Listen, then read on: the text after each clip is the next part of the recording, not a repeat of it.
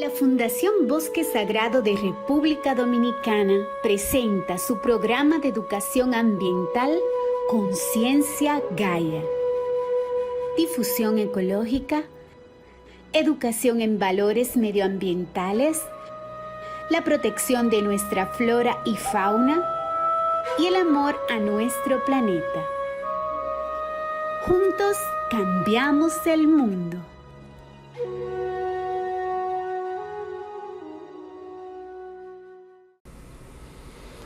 Hoy les traemos el tema la biodiversidad vegetal. Es un hecho muy interesante el ver que cuando uno extiende su mirada hacia afuera, hacia la naturaleza, lo que más se ve es el verde. O sea, todo lo que es la superficie de la Tierra, por lo general, si no está lógicamente llena de edificios urbanos, lo que vemos es el gran verde en la mayoría de países, como es parte de la naturaleza.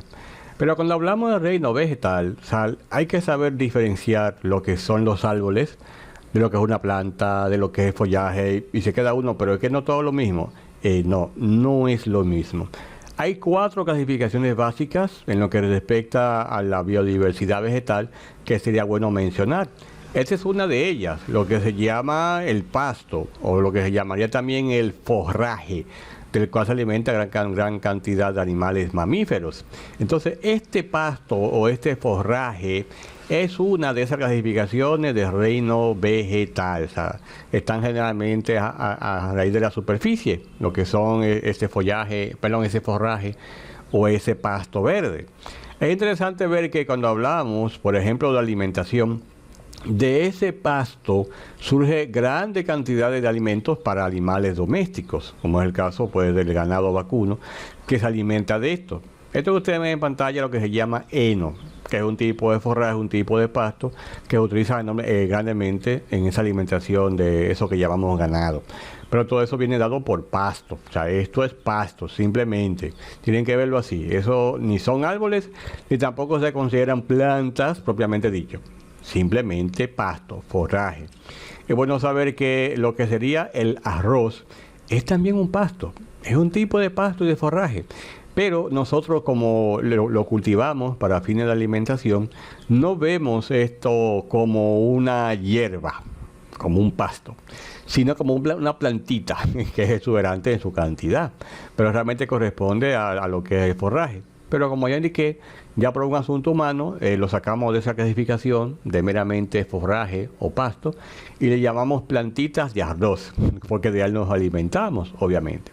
Fuera de esto, de lo que es el forraje y de lo que es ese pasto, viene entonces la otra clasificación, que son los arbustos, que no se le puede llamar plantas, tampoco se le va a llamar árboles propiamente, porque no lo son.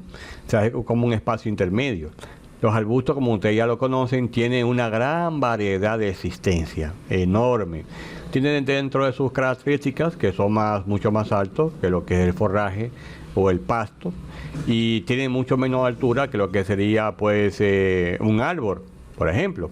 Pero el arbusto es un arbusto, como esto que vemos aquí, que lo utilizamos mucho en asuntos ornamentales, porque de hecho hay un tipo de arte que es el arte topiario, que con el cual se pueden hacer este tipo de figuras, por así decirlo, en base a estos arbustos que tienen esas características, porque por ejemplo las hojitas son muy pequeñas.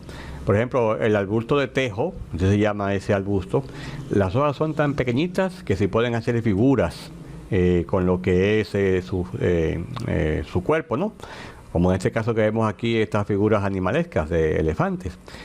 Con ese tipo de arbusto pues se pueden hacer muchas cosas. Como dije, ya es un arte que se practica mucho, por ejemplo, en Europa, donde se hacen hasta concursos de cómo se embellecen los jardines utilizando este tipo de arbustos, que se pueden generar este tipo de figuras. Ya indiqué, es por la forma de la hoja, pequeñita y exuberante. Eso es lo que respecta a los arbustos. Pero está la otra clasificación dentro de esta magna biodiversidad del reino vegetal, que son lo que propiamente llamamos árboles. que obviamente no son arbustos, no son simples plantas, no.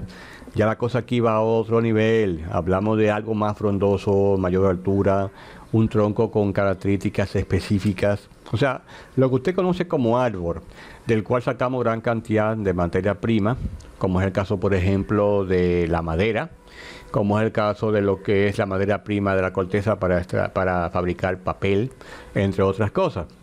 Pero estos son propiamente dicho árboles. O sea, la diferencia entre lo que es follaje es del cielo a la tierra, o de lo que es un simple arbusto. Lógico, cuando el árbol es pequeño parece un arbusto, pero cuando va creciendo y se desarrolla completamente, ya no se refiere uno a él como un arbusto, sino como un árbol propiamente dicho. O sea, entonces ya estamos viendo clasificaciones diferentes dentro de lo que es la biodiversidad vegetal.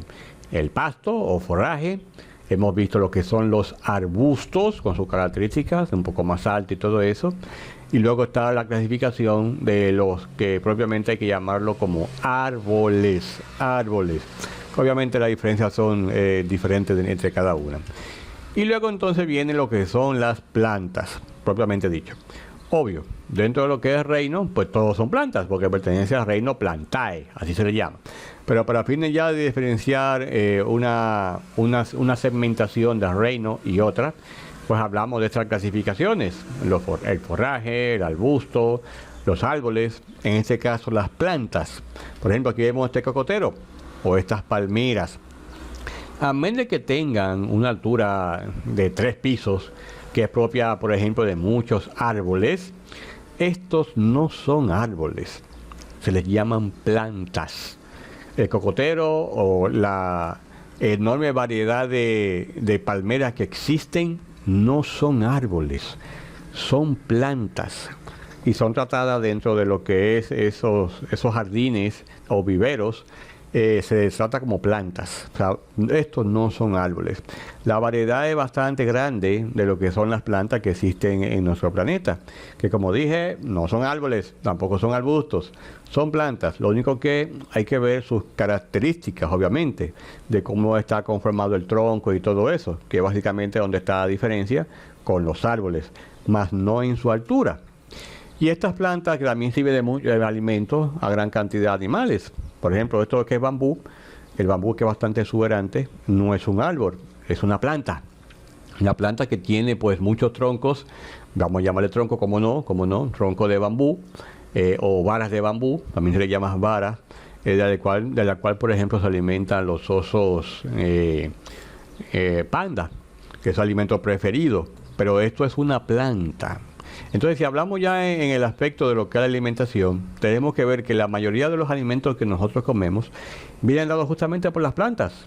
Por ejemplo, el caso de todas las leguminosas son plantas. O sea, para que veamos de dónde sacamos más fuentes de alimento, de árboles, de plantas, de follaje, y etcétera, ¿no? Entonces, la leguminosa, que es lo que más uno consume en el mundo, pues viene dado por las plantas. Y lógicamente hay plantas que son ellas mismas comestibles, como el caso de la verdura, las coles, coliflor y todo eso, que lo que el alimento en sí es la planta misma, como el caso de las verduras y lo que llamamos vegetales, que es el cuerpo en sí de la planta. Y lo que llamamos fruto es lo que viene dado por muchos árboles. Obviamente en esta imagen hay una mezcla, porque yo puedo decir fruto de árbol, por ejemplo este mango o esta naranja, pero lo que es la papaya o lechosa o lo que es la sandía no viene dado por un árbol, sino por una planta. Pero aún así da un fruto que es altamente nutritivo para nosotros. Fíjense entonces que nosotros sacamos de toda la alimentación justamente de plantas y de árboles, como ya hemos estado hablando. Pero ¿qué hay con aquellas especies que dan flores? Porque no podemos dejar afuera lo que es esta segmentación del reino vegetal, las flores, que también son dadas por muchos arbustos, algunas plantas, algunos árboles, que embellecen todo el entorno. Fíjense cómo se ve aquí este hermoso paraje, lleno de vida, de mucho verde, y también de lo que son las flores. ¿Qué sería si no existiese el verde? Se vería así, ¿verdad? Como algo más, como que nos gusta más el colorido que da el reino vegetal dentro de la superficie de la tierra.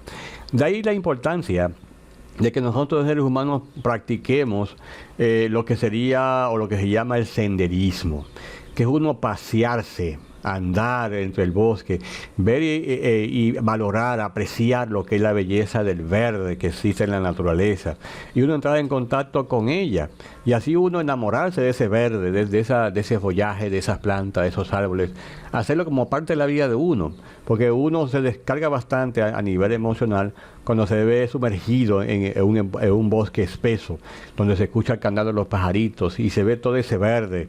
O sea, realmente es algo que nosotros deberíamos de apreciar en este mundo, valorarlo, protegerlo, porque son de las bellezas naturales que tiene nuestro planeta. Entonces, si nosotros lo vemos desde ese punto de vista, me parece a mí que aprenderíamos a valorar más y amar y respetar a este querido planeta Tierra.